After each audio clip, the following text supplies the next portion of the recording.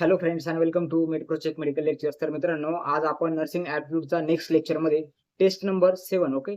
तर आज आपण 7 नंबरचं लेक्चर आहे तर ते डिस्कस करणार आहे. याच्यामध्ये आपण अगेन काही इम्पोर्टंट 30 जे एमसीक्यू आहेत तर ते डिस्कस करणार आहे ओके. तर ऑलरेडी आपल्या 6 टेस्ट मित्रांनो कंप्लीट करून झालेल्या आहेत. 6 टेस्टमध्ये आपण 6×18 तर आपण जवळपास 180 एमसीक्यू आहेत तर ते घेतलेले आहेत. आपण सर्व टॉपिकवरती जे एमसीक्यू आहेत मित्रांनो तर ओव्हरऑल एमसीक्यू आपण याच्यामध्ये टाकण्याचा प्रयत्न करतोय आणि विद्यार्थी चांगल्या पद्धतीने कमेंट पण करतायत. बट एकच विद्यार्थी आहे प्रत्येक व्हिडिओमध्ये 1-2च विद्यार्थी असे असतात की ते आम्ही जे क्वेश्चन्स विचारतोय आणि त्यांना वाटतंय की सरांनी टेस्ट सिरीज द्यावी. ते असे विद्यार्थी खूप कमी आहेत ओके. तर आपली जी कालची टेस्ट सिरीज होती मित्रांनो, तर कालच्या टेस्ट सिरीजमध्ये बघा जे विनर आहे तर एक स्टुडंट आहे. तर त्या स्टुडंटला आपण आय थिंक त्याचं नाव कन्याकुमारी आहे आणि तुम्ही इकडे कमेंट सेक्शनमध्ये मागच्या व्हिडिओचे बघू शकता. हिने सर्व जे क्वेश्चन्स आहेत तर त्याचे आन्सर्स प्रॉपरली दिलेले आहेत ओके. तर आपण हिला जी 2025 ची फर्स्ट शिफ्ट जो पेपर आहे मित्रांनो, तर तो दिलेला आहे सॉल्व्ह करण्यासाठी ओके. तुम्हाला पण जर असं प्रिव्हियस इयरचा क्वेश्चन पेपर जर लागत असेल, तर तुम्हाला काय करायचंय जे पण एमसीक्यूज किंवा जे पण क्वेश्चन्स मी तुम्हाला व्हिडिओमध्ये विचारतोय, तर त्याचा तुम्हाला मित्रांनो आन्सर द्यायचा असणार आहे आणि जे विद्यार्थी प्रॉपरली आन्सर्स करतील, तर त्यांना लगेच एक टेस्ट सीरीज आहे तर ती भेटणार आहे ओके. त्यासाठी काय करायचं तुम्हाला सर्व जे क्वेश्चन्स आहेत तर ते एका पेपरवर लिहून घ्यायचे आणि सर्व क्वेश्चन्सचे आन्सर मला कमेंट सेक्शनमधून द्यायचे आणि नंतर काय करायचं की मला तुम्ही मेसेज करा, तुम्हाला मित्रांनो टेस्ट सीरीजमध्ये एनरोलमेंट करून दिला जाईल ओके. तर आपला आजचा पहिला एमसीक्यू बघा रायबोझोम्स ओके. रायबोझोम जे आहे तर ribosomes are the site for dash dash synthesis okay. आता आपले जे रायबोझोम्स आहेत आता सेल असते सेलमध्ये ऑर्गनेल्स असतात न्यूक्लियस असतं सायटोप्लाझम असतं सेल मेम्ब्रेन असते हे त्याचे काही इम्पॉर्टंट पार्ट आहेत. आता त्याच्यापैकी जे सेलमधले जे ऑर्गन्स असतात त्याला आपण काय म्हणतो ऑर्गनेल असं म्हणतो ओके. आपल्या बॉडीमध्ये असतात ऑर्गन्स ऑर्गन्समध्ये असतात टिश्यू टिश्यूमध्ये असतात सेल्स सेल्समध्ये परत छोटे ऑर्गन्स असतात त्याला आपण काय म्हणतो ऑर्गेनेल ओके. सेलचे स्वतःचे organs that is the organelle various टाइपचे ऑर्गेनेल असतात मायटोकॉन्ड्रिया त्यानंतर एसीआर त्यानंतर आरईआर त्यानंतर रायबोझोम्स गोल्गी ॲपरेटर्स आहे ओके. भरपूर सर्व असतात त्यापैकी आता तुम्हाला रायबोझोम जे आहे तर त्याचं फंक्शन विचारलं ओके. तर रायबोझोम्सचं काय काम इम्पॉर्टंट काय काम असतं मित्रांनो तर प्रोटीन सिंथेसिस काम करण्याचं रायबोझोमचं असतं ओके. आता रायबोझोम जे आहे तर ते कुठे प्रेझेंट असतात तर आपलं जे एंडोप्लाझमिक रेटिक्युलम आहे तर एक तर रायबोझोम्स दोन टाइपमध्ये सेलमध्ये प्रेझेंट असतात मित्रांनो. एक तर ते फ्रीली प्रेझेंट असू शकतात किंवा मग ते एंडोप्लाझमिक रेटिक्युलमवर प्रेझेंट असतील. जिथे एंडोप्लाझमिक रेटिक्युलमवर प्रेझेंट असतात त्याला आपण काय म्हणतो रफ एंडोप्लाझमिक रेटिक्युलम आणि जे सिंगल असे मोकळे फिरत असतात त्याच्यामध्ये अगेन मित्रांनो दोन टाइप येतात. एक येतं चेन फॉर्म मध्ये असणारे आणि एक येतात क्लस्टर फॉर्म मध्ये असणारे ओके. तर एवढ्या डीप मध्ये तुम्हाला जायची गरज नाही तेवढंच फक्त ध्यानात ठेवा. त्यानंतर आता नेक्स्ट बघा पीएच ऑफ द ब्लड ब्लडचा पीएच तुम्हाला नॉर्मल ब्लडचा पीएच विचारलाय तर 7.35 ते 7.45 हा जो आहे तर हा नॉर्मल पीएच आहे ओके. आता हा जर 7.35 च्या खाली जर गेला तर त्याला आपण काय म्हणतो मित्रांनो त्याला आपण म्हणतो ऍसिडोसिस आणि इकडे 7.45 च्या वरती जर गेला तर याला आपण काय म्हणतो अल्कलोसिस ओके. आता रिस्पिरेटरी ऍसिडोसिस रिस्पिरेटरी अल्कलोसिस त्यानंतर मेटाबॉलिक ऍसिडोसिस मेटाबॉलिक अल्कलोसिस तर असे 4 इम्पॉर्टंट टाइप्स आहेत त्याच्यामध्ये. ज्यावेळेस आपण पेशंटचा आर्टेरियल ब्लड गॅस करतो तर त्यामध्ये आपण हे जे पीएच आहे तर ते चेक करत असतो. त्यानंतर आता नेक्स्ट आहे which acid destroy the bacteria that enter in the stomach okay. आपल्या स्टमक मध्ये आपण ज्यावेळेस जेवण करतो तर त्यासोबत काही बॅक्टेरिया जातात बट ते बॅक्टेरिया आपल्या स्टमक मध्ये गेल्यानंतर किल होऊन जातात डिस्ट्रॉय होऊन जातात ओके. तर ते डिस्ट्रॉय करण्याचं काम कोणाचं आहे ओके. नायट्रिक ऍसिड तर काय आपल्या स्टमक मध्ये नसतं. आपल्या स्टमक मध्ये काय असतं मित्रांनो हायड्रोक्लोरिक ऍसिड जे आहे तर ते आपल्या स्टमकमध्ये प्रेझेंट असतं ओके. आता हायड्रोक्लोरिक ऍसिड तुम्हाला आता क्वेश्चन विचारायचं सॉरी मित्रांनो राहून गेले ओके. आता आपला पहिला क्वेश्चन बघा ribosomes are the site for dash dash synthesis okay. आता रायबोझोम झालं आता नेक्स्ट जे फंक्शन आहे तर ते गोल्गी ॲपरेटरचं तुम्ही मला फंक्शन सांगा मित्रांनो ओके. गोल्गी ॲपरेटरचं काय काम असतं जस्ट तुम्हाला एक हिंट देतो की जसं एक पोस्टमनचं काम असतं तसं गोल्गी ॲपरेटरचं काम असतं ओके. तर गोल्गी ॲपरेटरचं काय काम असतं तर ते कमेंट सेक्शन मधून सांगा. त्यानंतर पीएच ऑफ द ब्लड याच्यामध्ये मी तुम्हाला रिस्पिरेटरी आणि मेटाबॉलिक असे दोन हे सांगितले. तर मला नॉर्मल PCO2 ची व्हॅल्यू सांगा आणि ब्लड मध्ये जे बायकार्बोनेट असतात तर नॉर्मल बायकार्बोनेटची व्हॅल्यू किती आहे किती असते तर ते सांगा ओके. HCO3 त्यानंतर आपले PaCO2 okay. Partial pressure of the carbon dioxide आणि SCO3 ची व्हॅल्यू आहे तर ते नॉर्मल किती असते तर ते सांगा. कारण की ब्लडच्या पीएच मध्ये ते पण इम्पॉर्टंट फॅक्टर्स आहेत.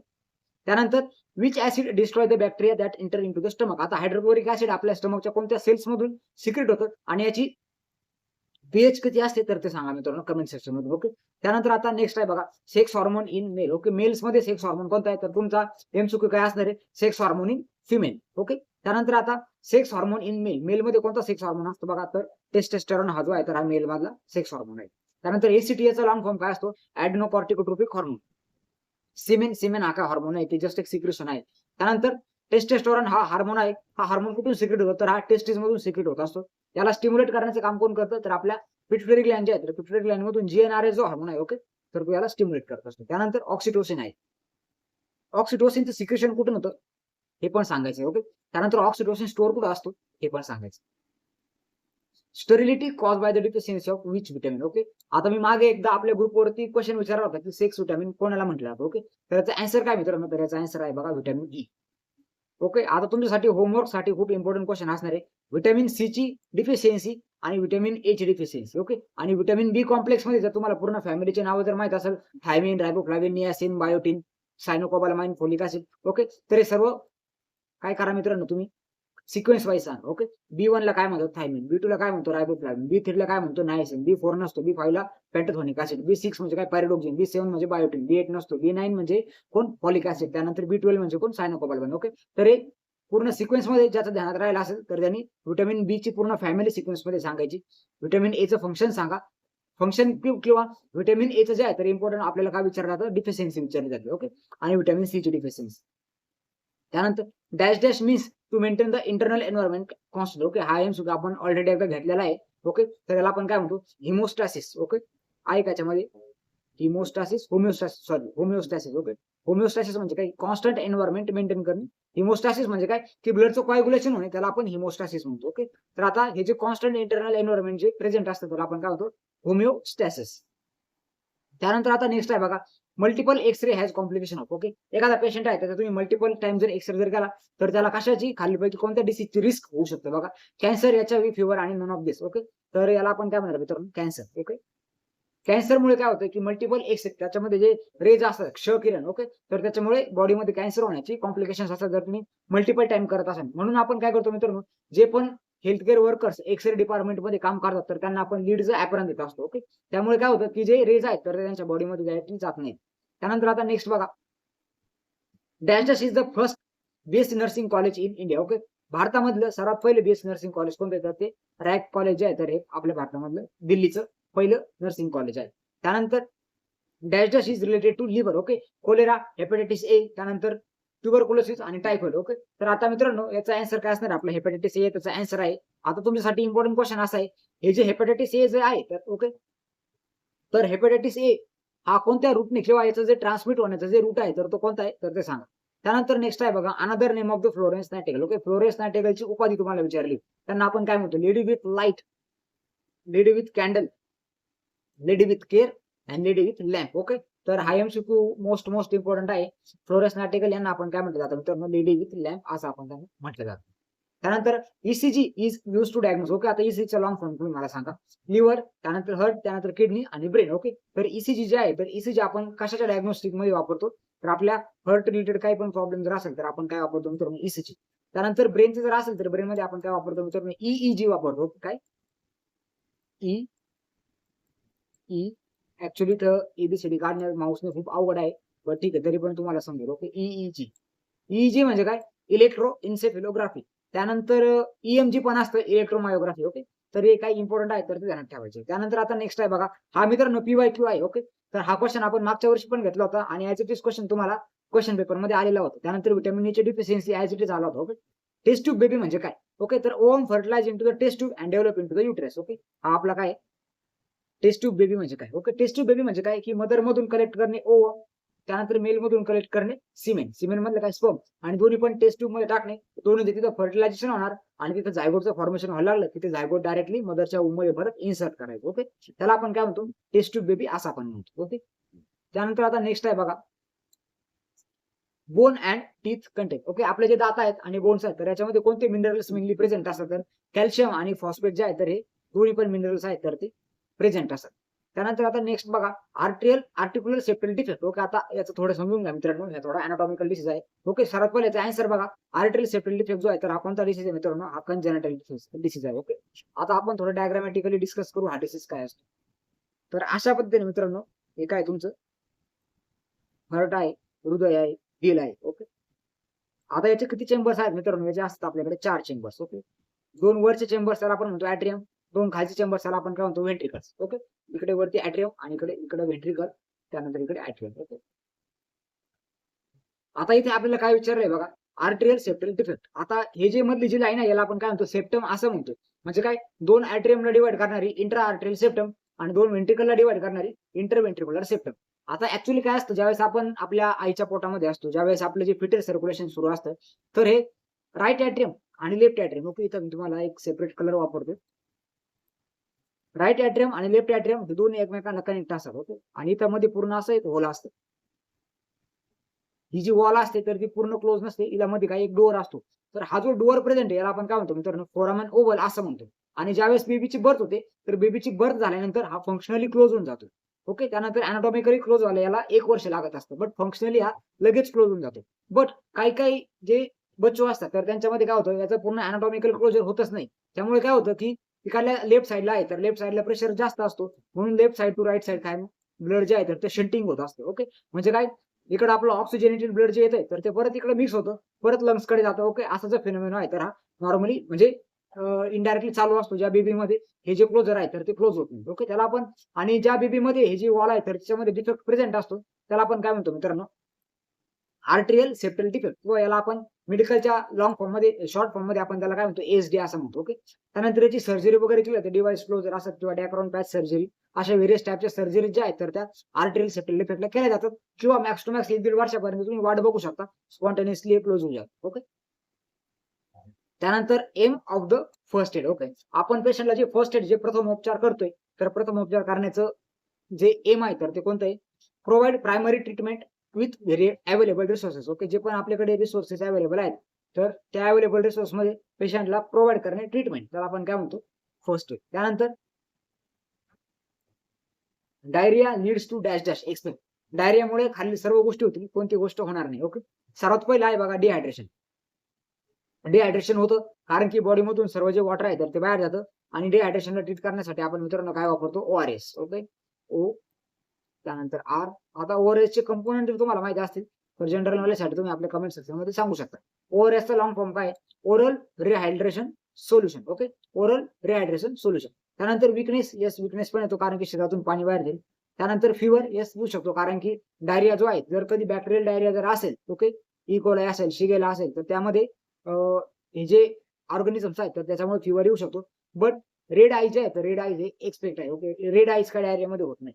त्यानंतर पहिली step in CPR, very very important question. सीपीआरचा लॉंग फॉर्म काय मित्रांनो, कार्डिओपल्मोनरी रिसक्सिटेशन. आता तुमचं होमवर्क काय की सीपीआरचा रेशो तुम्हाला सांगायचा. ओके, आपण कॉम्प्रेशन एस टू ब्रिथिंगचा रेशो आहे अडल्ट मध्ये आणि न्यूबॉर्न मध्ये, तर तो सांगा.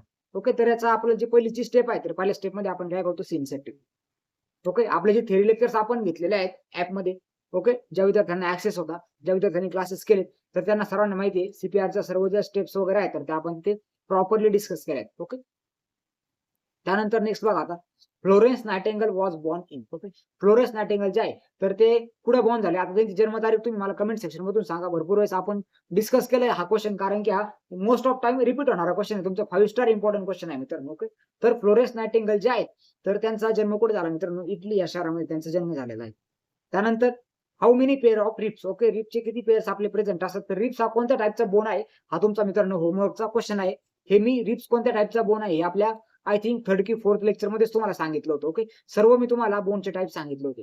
तर आपले रिप्स किती असतात मित्रांनो, 12 पेअर मध्ये प्रेझेंट असतात, टोटल 24 रिप्स असतात आणि मध्ये एक स्टर्नम असतो. अशी पूर्ण आपली रिप केजी किती बोनची बनलेली असते, 25. 12 ribs right side, 12 ribs left side आणि मधला एक stern. Okay, which of the following is the largest bone in the body. Okay, आपल्या बॉडी मधला सर्वात लार्जेस्ट बोन विचाराय तुम्हाला. ओके, हा पण आपण टॉपिक केलेला आहे. तर लॉंग बोनच्या कॅटेगरीमध्ये येणारा हा जो फिमर आहे तर फिमर आपल्या बॉडीचा सर्वात लार्जेस्ट बोन आहे. आता तुमचा होमवर्कचा क्वेश्चन आहे काय की तुम्हाला सांगायचं आहे मित्रांनो, स्मॉलेस्ट बोन कोणता आहे. Okay, smallest bone, small bone कोणता आहे आपल्या बॉडी मधला, कमेंट करून सांगा. स्मॉल मसल पण सांगा. त्यानंतर healthy skeletal system is based on. Okay, जे हेल्दी स्केलेटल सिस्टम आहे तर त्यासाठी कोणता व्हिटॅमिन इम्पॉर्टंट आहे, इनडायरेक्टली असा क्वेश्चन आहे. ओके, तर अगेन कोणता व्हिटॅमिन डी जो आहे तर तो हेल्दी बोन साठी आपल्याला लागत असतो. त्यानंतर 22 नंबर बघा, drug use to relieve pain. Okay, pain relieve करण्यासाठी जे जे ड्रग्स वापरले जातात तर त्याला काय म्हणतात. ओके, तर त्याला आपण मित्रांनो काय म्हणतो, अनाल्जेसिक. फॉर एक्झाम्पल आयबुप्रोफेन असेल, त्यानंतर पॅरासिटामॉल असेल, ऍसिटामिनोफेन असेल, ऍस्पिरिन असेल, हे सर्व आपल्या अनाल्जेसिक ड्रग्स आहेत. ओके, अँटीबायोटिकचं काम काय असतं की आपल्या ज्या बॉडीमध्ये जे बॅक्टेरिया आहेत तर बॅक्टेरियाला किल करण्याचं काम अँटीबायोटिकचं असतं. त्यानंतर हिप्नोटिक्स. हिप्नोटिक्स म्हणजे काय, पेशंटला झोपवणाऱ्या गोळ्या, हिप्नोटिक्स. त्यानंतर डायुरेटिक्स. डायुरेटिक्स म्हणजे काय की शरीरातलं पाणी बाहेर काढणारे, युरिनला डबल करणारे. डाय म्हणजे डबल, युरेटिक्स म्हणजे युरिन, युरिनला डबल करून शरीरातलं पाणी बाहेर काढणे म्हणजे डायुरेटिक्स. ओके, फ्रुसेमाइड आहे, त्यानंतर लॅसिलॅक्टोन आहे, थायझाइड्स आहेत, भरपूर टॅबलेट आहेत त्या डायरेटिक्स मध्ये येतात. त्यानंतर हिप्नोटिक्स मध्ये जर बघितलं तर आपले जे सिडेटिव्ह जे आहेत, ओके, बेन्झोडायझेपाइन, क्लोरप्रॉमाझिन, तर हे सर्व ड्रग्स आपले हिप्नोटिक्स मध्ये आहेत. अँटीबायोटिक मध्ये पेनिसिलिन, अँपेसिलिन, अमोक्सिसिलिन, भरपूर सर्व कॅटेगरीज आहेत अँटीबायोटिक मध्ये. ओके, त्यानंतर आता नेक्स्ट बघा ORS, okay, oral rehydration solution, already आपण एक्सप्लेन केले. Nurse Alia, okay, Alia Bhatt, okay, Alia भट्टची एक नर्स आहे, ऍडमिनिस्टर सिरप, ओके, ती काय गेली तर पेशंटला औषध पाजायला गेली. What she should not do, okay, खालीलपैकी कोणती गोष्ट तिने करायला नाही पाहिजे. Okay, recheck the syrup name, okay, सिरपचं नेम येस ऑर्डर मध्ये जर जे सिरप आहे ऑर्डर मध्ये असेल टस्क्यू सिरप आणि दुसरं एखादं सिरप पेशंटला पाजलं आणि पेशंट तिथं कोमात गेला, असं नको व्हायला. तर जे आपल्याला प्रत्येक मेडिसिन आपण ज्यावेळेस पेशंटला देणार तर आपल्याला त्याचं नाव काय करायचंय, रिचेक करायचंय. ओके, त्यानंतर shake the syrup before use. Okay, आपण कधी पण सिरप द्यायच्या पूर्वी त्याला काय करून घेतो, शेक करून घेतो, कारण की याचं जे रॅशनल आहे मित्रांनो, कारण की सिरप मध्ये कधी कधी जे पार्टिकल असतात बघा, सॉलिड पार्टिकल्स असतात, ते कधी कधी पूर्ण बॉटमला जातात आणि आपण फक्त वरचं लिक्विडच घेतो. ओके, त्याला पूर्ण मिक्स करायचंय, शेक करायचंय, शेकी करायचंय आणि मग घ्यायचं. ओके, त्यानंतर give bottle in patient hand and ask him to drink. Okay, हे एकदमच रॉंग आहे. ओके, डायरेक्ट बाटली पेशंटच्या हातात दिली आणि म्हणलं चलो गटकलो. ओके, असं करायचं नाही. ओके, त्यानंतर check the dose of syrup. हे आपण चेक करणार आहे. डॉक्टरने जर सांगितलं 1 झाकण, तुम्ही दिलं 4 झाकण आणि पेशंट 2 दिवस उठलाच नाही, असं जर झालं तर 4थ्या दिवशी तुम्ही पण हॉस्पिटलमध्ये दिसणार नाही. ओके, त्यामुळे जे प्रॉपर ऑर्डर्स आहेत तर ते फॉलो करायचे. ओके, त्यानंतर नेक्स्ट आहे बघा, world health day is celebrated on. Okay, जागतिक आरोग्य दिन. ओके, हा तुमचा गव्हर्नमेंट सरकारी क्वेश्चन आहे. ओके, 7 एप्रिलला. ओके, 7 एप्रिलला काय सेलिब्रेट करतो, कारण की WHO ची स्थापना या दिवशी झालेली आहे. त्यानंतर नेक्स्ट आहे बघा WHO. ओके, त्यानंतर patient receive blood thinner medication. Okay, आता ब्लड थिनर मेडिकेशन मध्ये कोणतं आहे बघा, त्याच्यामध्ये ऍस्पिरिन आहे. ओके, ऍस्पिरिन आहे. तर हे जे ड्रग आहे तर पेशंटला कधी कधी चालू असतं. ओके, तर त्या कंडिशन मध्ये तुम्ही पेशंटचा कोणत्या गोष्टीसाठी ऑब्झर्व करणार, risk of fever, risk of pain, risk of bleeding, risk of infection. आता ब्लड थिनर आहे म्हणल्यावर काय, पेशंटला ब्लिडिंग होण्याचे चान्सेस जास्त असतील. राईट आन्सर आपला येणार सी. त्यानंतर the substance which fight against the antigen. Okay, इथे जरा भांडण्याचा विषय मित्रांनो. ओके, तर अँटीजन्स रिलेटेड. ओके, आता अँटीजन पहिले कोणी समजून घ्या. ओके, अँटीजन म्हणजे कोण, आपल्या बॉडीमध्ये दुश्मन. ओके, आता आपल्या बॉडीला प्रोटेक्ट करणारे कोण, अँटीबॉडीज. ओके, बॉडी जसं आपल्याला एक बॉडी बिल्डर असतो, तो बॉडी बिल्डर काय करतो, आपलं प्रोटेक्शन करतो, तसं आपल्या बॉडीमधले बॉडीज म्हणजे कोण, अँटीबॉडीज. ओके, तर अँटीबॉडीज आपल्या बॉडीला काय करतात, प्रोटेक्ट करून ठेवण्याचं काम असतं. आणि अँटीजन्स म्हणजे काय, की आपल्या बॉडीला हार्मफुल आपल्या बॉडीवर रिएक्शन करणारे अँटीजन्स. ओके, तर अँटीजन्स बाहेरून येतात, अँटीबॉडी त्यांना फाईट करतात आणि अँटीजन बाहेर. ओके, तर द सबस्टन्स. ओके, तर असे कोणते सबस्टन्स आहेत तर त्याच्या विरुद्ध लढतात. तर आताच मी तुम्हाला सांगितले, बॉडी बिल्डर कोण, अँटीबॉडीज. ओके, त्यानंतर अँटीजन काय अँटीजनला मारू शकत नाही. ओके, एका घरातले ते एकमेकांसोबत भांडण करणार नाही. ओके, त्यानंतर हिमोग्लोबिन म्हणजे काय, HB. हिमोग्लोबिन मध्ये प्रोपायलिन रिंग असते, आयन असतात, फेरस मॉलिक्यूल 4 असतात. ओके, अल्फा रिंग असते, बीटा रिंग असते, 2 चैन असतात, अल्फा चैन, बीटा चैन. ओके, तर हे सर्व तुम्हाला माहिती आहे. हिमोग्लोबिन कमी झालं तर आपण त्याला काय म्हणतो मित्रांनो, अॅनिमिया म्हणतो.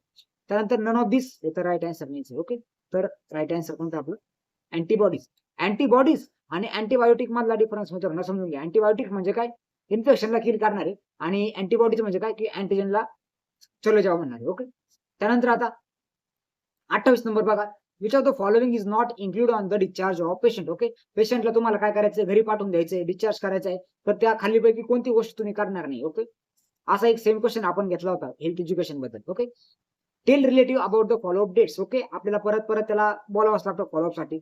एकदा पेशंट आला, बरा झाला, निघून गेला, परत आपली कमाईचा सोर्स बंद करून जाईल आणि पेशंट घरी जाऊन काळजी पण घेणार नाही. ओके, तर फॉलोअप करणे इम्पॉर्टंट आहे. ओके, पेशंटची आज सर्जरी झाली, 4 दिवसांनी डिस्चार्ज दिला, 5व्या दिवशी पेशंटचं दुखायला लागलं तर त्याला सांगा, दुखायला लागलं तर या, काही झालं तर या, नाही झालं तरी पण चेक करायला या. ओके, त्यानंतर to give health education. Okay, health education द्या पेशंटला सांगा, गोळ्या वेळेवर घ्या, नाही घेतल्या तर असं होईल, घेतल्या तर असं होईल. त्यानंतर हे खा, ते नका खाऊ, हे सर्व गोष्टी आपण हेल्थ एज्युकेशन मध्ये देत असतो पेशंटला.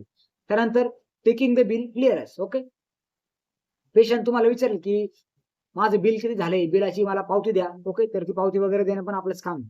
त्यानंतर hide report from the patient. Okay, हे एकदमच चुकीचं काम आहे. तुम्ही पेशंट पासून त्याचे रिपोर्ट्स लपवून नाही ठेवू शकत. ओके, जे काय रिपोर्ट आहेत तर ते झेरॉक्स करून किंवा ओरिजिनल फॉर्म मध्ये पेशंटला त्याच्या ताब्यामध्ये देऊन टाका. पेशंटचं डॉक्युमेंट तुमच्याकडे सांभाळायला घेऊ नका, तुम्ही पण गुताल, तुमची नोकरी पण जाईल. Okay, a doctor have speciality in childhood disease. Okay, एक डॉक्टर आहे आणि लहान मुलांना ट्रीटमेंट प्रोव्हाइड करतात ते डॉक्टर. तर अशा रिस्पेक्टेड डॉक्टरला आपण काय म्हणणार, त्याला आपण काय म्हणणार मित्रांनो, पिडियाट्रिशियन म्हणणार. ओके, आणि ज्या नर्स अशा डॉक्टरांसोबत काम करणार त्यांना आपण काय म्हणणार, पिडियाट्रिक नर्स असं म्हणणार. ओके. तर नेफ्रोलॉजिस्ट म्हणजे काय, जे किडनी सोबत खेळणारे डॉक्टर्स नेफ्रोलॉजिस्ट. न्यूरोलॉजिस्ट ब्रेन आणि स्पायनल कॉर्ड. त्यानंतर कार्डिओलॉजिस्ट अपने दिल के साथ खेले जाने वाले डॉक्टर्स. Okay, cardiologist. त्यानंतर आता डायफोरेसिस, एकदम इम्पॉर्टंट टर्म आहे बघा. डायफोरेसिस, डाय म्हणजे डबल, फोरेसिस म्हणजे स्वेटिंग. ओके. तर स्वेटिंग एक्सेसिव्ह होणे. ओके. तर त्याला आपण ऐक आपल्याकडे ऑप्शन आहे का पण, cessation of breathing, cessation of heartbeat. Okay, इकडे डी ऑप्शन आहे. ओके.